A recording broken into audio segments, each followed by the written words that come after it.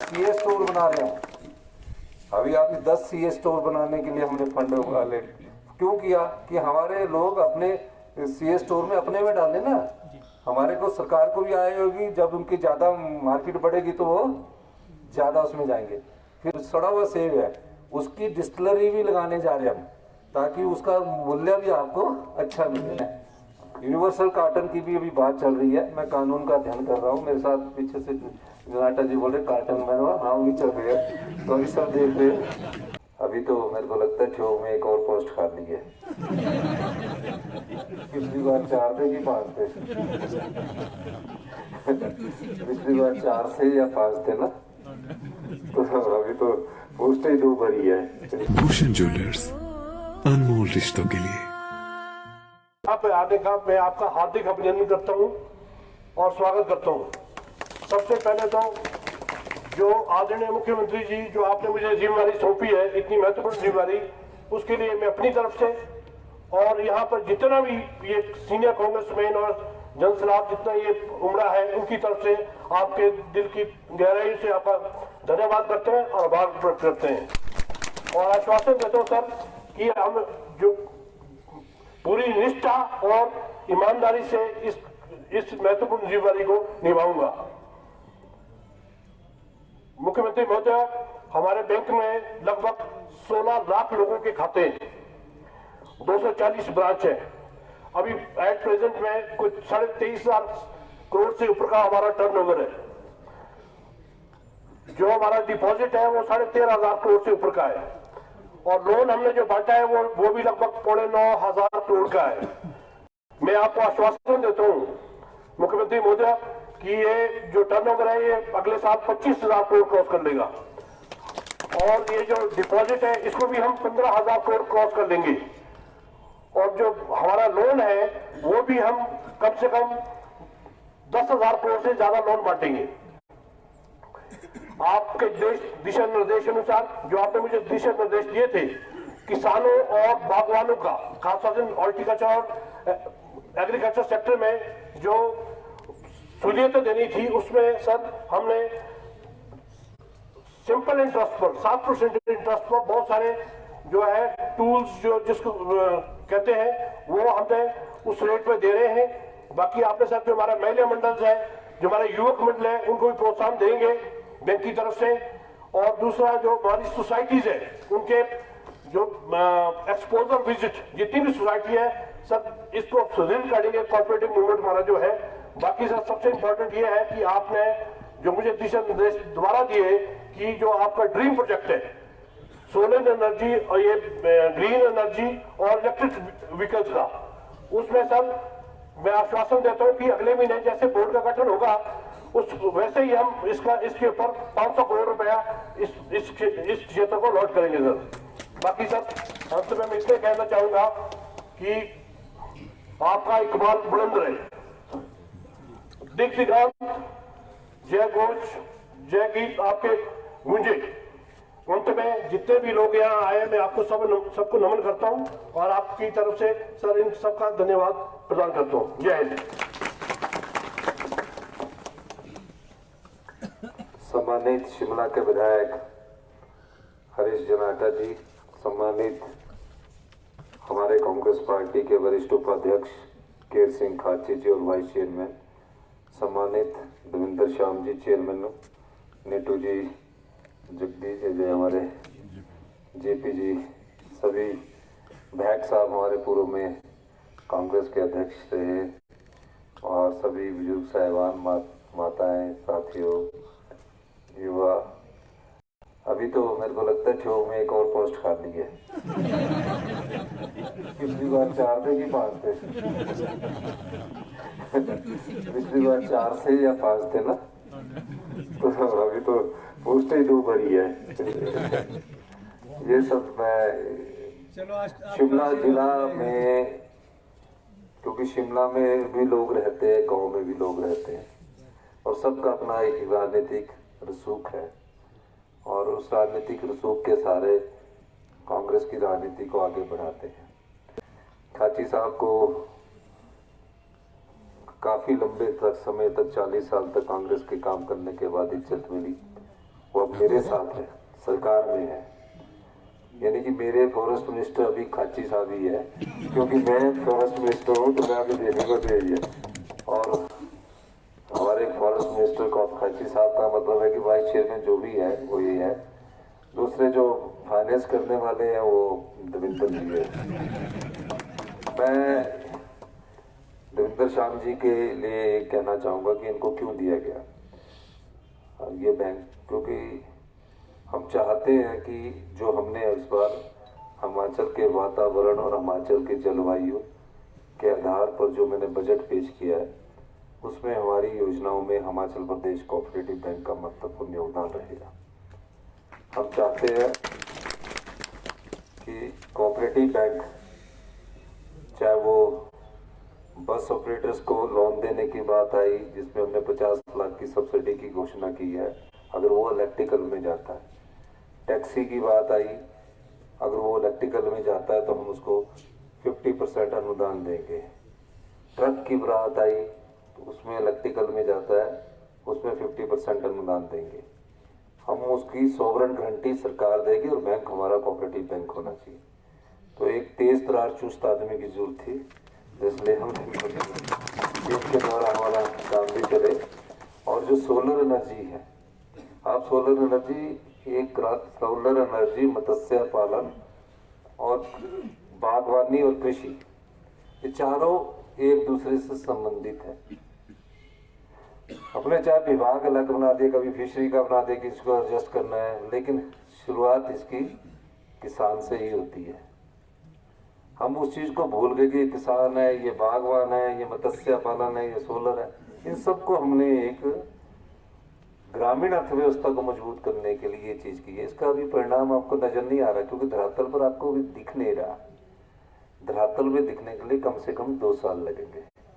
पहले तो जो हमने बजट में घोषित किया उसके लिए लोन का इंतजाम करना पड़ेगा, इसलिए कोऑपरेटिव बैंक को हमने ज्यादा महत्व दिया है। अब सवाल है कि सोलर एनर्जी क्या है। मैं विधानसभा में तो समझाता हूँ, लेकिन यहाँ भी समझाना चाहता हूँ। अगर आपके पास 13 बीघे जगह में 1 मेगावाट का अगर आप प्रोजेक्ट लगाते हैं, 1 मेगावाट का, जो आज के अनुसार सेब लगाते हैं ना 13-14 बीघे में, 15 बीघे चाहिए 1 मेगावाट के लिए, 15 दूना 30 करना, 15 बीघे चाहिए। कई जगह प्लांटिंग होती है तो 13 बीघे में भी लग जाता, पहाड़ में 15। अगर उसमें प्रोजेक्ट लगाते तो आपको साल की कितनी इनकम होगी? 60 लाख रुपया। कितनी? अब 60 लाख रुपया आपको साल की इनकम हुई, जो सरकार देगी। एग्रीमेंट कौन करेगा? बिजली बोर्ड, 1 मेगावाट पर। अब जो सरकार देगी 60 लाख होगा, तो लगाने का खर्चा कितना है? लगाने का उसमें हमने अधिकतम खर्चा लगाया है 5 करोड़। 5 करोड़ में हम देंगे 40% सब्सिडी। कितनी देंगे? 2 करोड़। कितना हुआ? ये लोग अभी समझ नहीं रहे हैं। 2 करोड़ ली जिसने 2 करोड़ सब्सिडी मिल गई उसको, 3 करोड़ में उसने प्रोजेक्ट प्लांट लगाया, और 3 करोड़ में हम एस्क्रो अकाउंट खोलेंगे। जो 60 लाख आएगा उसका हम 40 लाख रुपया वहां जमा करा देंगे, 20 लाख रुपया उसको महीने का देंगे। जब वो प्रोजेक्ट 5 साल में फ्री हो जाएगा, एग्रीमेंट कितने साल का होगा? 20 साल का। कितने के लिए होगा? 20 साल तक सरकार खरीदेगी, और उसमें फिर 5 साल बाद वो प्रोजेक्ट 2 करोड़ का लोन आपका वापिस हो गया। फिर सरकार आपसे 60 लाख में से 25% वापिस लेगी, 20 लाख तक आपके हाथ में।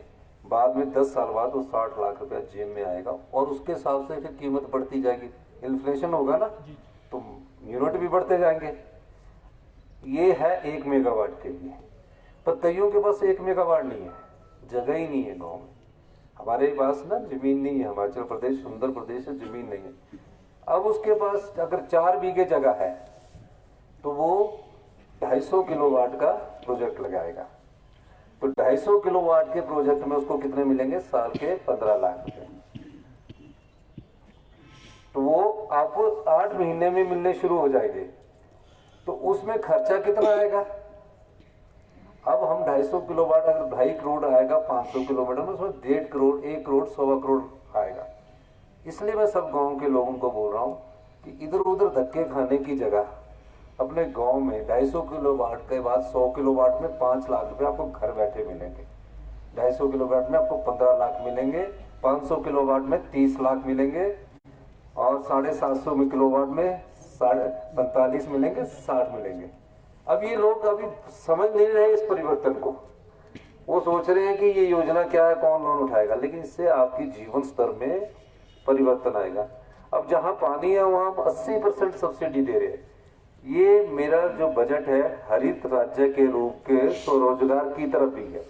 मैं देखता हूँ 8,000 में सरकारी नौकरी लगा दो, 10 साल तक बेचारा 8,000 में सरकारी नौकरी, फिर 15,000 में सरकारी नौकरी। वो तो चलो नौकरियां जहां होंगी निकलेगी, लेकिन जब आप अपने घर में बैठ कर आपको पता होगा कि हर साल मुझे मेरे 4 बीघे में 250 किलोवाट लगेगा, तो आप घर की नौकरी से भी संतुष्ट होंगे और सरकार में अगर रोजगार मिलता तो भी अच्छा होगा। इस दृष्टि से हम आगे बढ़ रहे हैं। अब जो टैक्सी वाला है, आज जो टैक्सी चाहे 8 लाख की ले रहा, अगर 16 लाख की लेके तो 8 ही लाख की टैक्सी पड़ी उसको। पर उसको अगर यहाँ से धर्मशाला जाना पड़े तो उसको 4,000-5 हजार रुपया आपसे लेगा, 3,000 रुपये का उसका पेट्रोल लग जाएगा। चंडीगढ़ में अगर वो 4,000 लेता 2,000 का लग जाए। अगर वो इलेक्ट्रिकल में जाएगा तो वो काम उसका 200 रुपये में हो जाएगा, तो उसकी भी आय और समृद्धि ज्यादा आएगी। लेकिन ये धरातल पर लगेंगे, मुश्किल फैसले, मुश्किल समझाना होता है। जब लत लग जाती है ना, जैसे बगीचा लगाने की पहले लत लगी तो फिर लोग कमाने लगे, ये लत लगाने की बात है। हम चाहेंगे कि उनको लत लगे और काम करें, ताकि वो हम सोलर बेस्ड, जब हमारे पास सोलर पावर अपने पास होगी हम उसको मार्केट में बेचेंगे। तो ये काफी चीजों में हम परिवर्तन करने जा रहे हैं। अभी हमने जो पढ़ने वाले बच्चे हैं, अभी 4% भारत सरकार देती है, हमने पढ़ने वाले बच्चों के लिए 1% ब्याज की दर से, कि वो हायर एजुकेशन के लिए 1% ब्याज की दर से लोन ले सकते हैं। जिस भी कॉलेज में उसकी जाएंगे उसको उस बैंक को हम ऑथराइज कर देंगे, वो उस धन से जाएंगे। ये योजना अभी समझ नहीं आ रही। जो विडोज है उनको हम 1.5 लाख रुपया मकान बनाने के लिए दे रहे हैं, कलनारी के लिए, जो हमारा बजट पास हुआ है। ऑर्फन किसान के जो अभी 4% ब्याज मिलता है, ये 7% वो दे रहे हैं। हमने कहा किसान के जो सोसाइटीज बनेगी उनको 2% ब्याज देंगे, आगे आने वाले 2% ब्याज।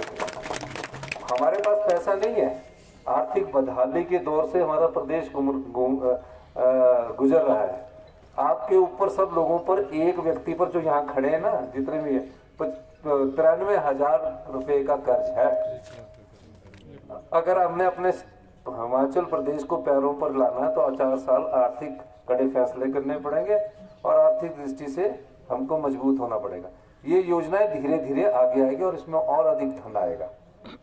तो अभी हमने वाटर सेस लगाया है, उससे हमको काफी आय होने की संभावना है। शराब के ठेके हमने ओपन किए, जिसमें 40% की वृद्धि हुई 4-5 साल बाद। ये योजनाएं जब आएगी तो इसमें भी ग्रीन, जब हम ग्रीन हाइड्रोजन की तरफ बढ़ रहे हैं। पानी से बनती है ग्रीन हाइड्रोजन, ऑक्सीजन को पानी से लग करके हाइड्रोजन बना दी जाती है, उसकी भी हम अभी काम कर रहे हैं। उस पर भी हमने कल परसों MOU किया। हम जब तक अपने पैरों पर नहीं खड़े होंगे, हम भविष्य के लोगों, अपने युवा पीढ़ी को कुछ नहीं दे पाएंगे। 4 साल में ये अर्थव्यवस्था पटड़ी पर आएगी और आने वाले 10 साल में अगर हमारी योजनाएं आगे बढ़ती गई तो निश्चित तौर पर बहुत बदलाव होगा और हम बहुत समृद्धशाली प्रदेश के रूप में हिंदुस्तान में जाने जाएंगे। ये मैं आपको कहना चाहता हूँ। CA स्टोर बना रहे हैं, अभी आपने 10 CA स्टोर बनाने के लिए हमने फंड ले क्यों किया कि हमारे लोग अपने CA स्टोर में अपने में डालें ना। हमारे को, सरकार को भी आय होगी, जब उनकी ज्यादा मार्केट बढ़ेगी तो वो ज्यादा उसमें जाएंगे। फिर जो कर्ड एप्पल है, ये अभी आपको परिवर्तन इसलिए नजर नहीं आ रहा है क्योंकि अभी हमने एडवर्टाइजमेंट इसकी बहुत ज्यादा, जो सड़ा हुआ सेब है उसकी डिस्टिलरी भी लगाने जा रहे हैं हम, ताकि उसका मूल्य भी आपको अच्छा मिले के रूप में। उसमें भी हमारा काम चल रहा है। आप सामर्थ हो सके तो हम इतने सड़े हुए सेब फेंक देते, घरों में फेंक देते, तो आए वहीं लगाए। और उसमें यूनिवर्सल कार्टन की भी अभी बात चल रही है। मैं कानून का अध्ययन कर रहा हूँ, मेरे साथ पीछे से जनाटा जी बोल रहे कार्टन बनवा, हाँ वही चल रही है, तो अभी सब देख रहे हैं। तो उस दृष्टि से भी हम देख रहे हैं, यूनिवर्सल कार्टन की दृष्टि से भी हम देख रहे हैं कि एक ही वेट हो, एक ही वेट के साथ कार्टन की क्वालिटी अच्छी हो। सेब की शेल्फ लाइफ कैसे बढ़े,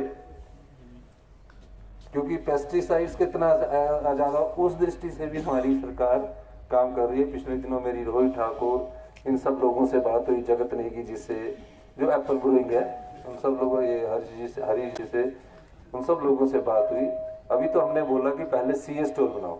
मेरे ख्याल अगले 1-1.5 साल में सीए स्टोर हमारे बनकर तैयार हो जाएंगे और आगे डिस्टिलरी की तरफ हम जा रहे हैं, साइडर की तरफ जा रहे हैं, क्योंकि हमें काम करना पड़ेगा, नहीं तो नहीं हो पाएगा। रूटीन में तो गवर्नमेंट चलती रहती है, मैं आज आया कल कोई और आएगा, तो इस दृष्टि से मैं काम करने की नीयत नहीं रखता। हमें काम करना और इस दृष्टि से हम आगे बढ़ रहे हैं। आपको ठोक से कुलदीप सिंह राठौर जी एमएलए के रूप में मिले हैं, खाची जी आपको वाइस चेयरमैन के रूप में मिले हैं, और ये चेयरमैन के रूप में मिले हैं। चेयरमैन मैं होता हूँ फॉरेस्ट कारपोरेशन का, नहीं तो खाची जी बन जाते, इसमें कोई बुराई नहीं, क्योंकि चेयरमैन मुख्यमंत्री होता है। तो इसलिए मैं आप सबका बहुत बहुत धन्यवाद करता हूँ, इस आशा के साथ कि आप सब लोगों को हमारी योजनाओं का लाभ कोऑपरेटिव बैंक के थ्रू मिले, और देवेंद्र श्याम जी हमारे को इसकी प्रपोजल लेकर आएंगे ताकि हम इन योजनाओं को हिंदी जमा बनाएं। दूसरे बैंकों से हमें थोड़ी समस्या आ सकती है, पर आपके बैंक से समस्या नहीं आए। ये आप 10,000 बोल रहे हैं, आप इसमें 12,000 करोड़ खर्च करने की बात करो तो, और हमें पैसा भी खर्च करना है, एक्सपेंडिचर भी करना पड़ता है। अगर हम एक्सपेंडिचर नहीं करेंगे तो हमारी इकोनॉमी डेवलप नहीं होगी। इस दृष्टि से हम काम कर रहे हैं, दिन रात मेहनत कर रही है हमारी सरकार, और हम आगे बढ़ रहे हैं। आपको पानी अच्छा मिले, पानी में अभी हम ब्लीचिंग पाउडर डाल रहे हैं, क्लोरीन डाल रहे हैं, जिसको हम बदलने जा रहे हैं। वर्ल्ड की लेटेस्ट टेक्नोलॉजी अल्ट्रा वायरस के तहत, ताकि गांव में पानी डलता ना, चूने की स्मेल आ जाती है, क्लोरीन की स्मेल आ जाती है, वो भी हमने उसको ठीक करने की दृष्टि पर। सबके लिए पैसा चाहिए, तो अभी बहुत मेहनत करने की जरूरत है और बहुत कड़े फैसले करने की जरूरत है। मुझे आप सब लोगों का साथ मिलेगा, इसके लिए मैं आपका बहुत बहुत धन्यवाद करता हूँ। जय हिंद।